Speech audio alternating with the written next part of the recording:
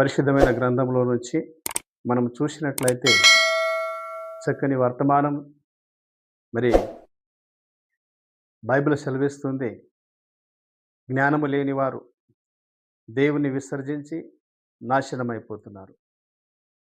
బుద్ధిహీనులేమో మనకు క్షేమం కలిగింది. మేము అష్టైశ్వర్యాలతో తులతూగుతున్నాము. మాకింక ఎలాంటి సాటి లేదు.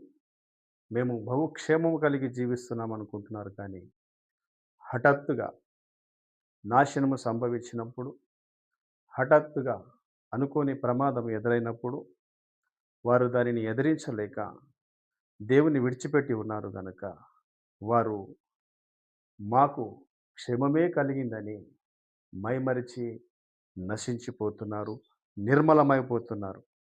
కానీ పరిశుద్ధమైనటువంటి లేఖనాల ద్వారా మరి తెలియపరుస్తున్నటువంటి మాట ఏమిటంటే, నా ఉపదేశమును అంగీకరించిన వాడు సురక్షితముగా నివసించును. వాడు కీడు వచ్చునన్న కీడు వచ్చుచున్నదని తెలిసిన కూడా భయపడకుండా నెమ్మది కలిగి జీవిస్తాడు. నా ప్రియమైన సహోదరి సహోదరుడా, కీర్తనలలో తెలియపరుస్తారు. వారి హృదయము దేవుని ఆశ్రయించి స్థిరముగా ఉండును.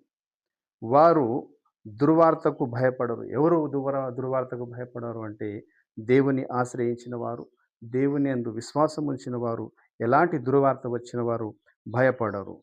వాని మనస్సు స్థిరముగా ఉండును.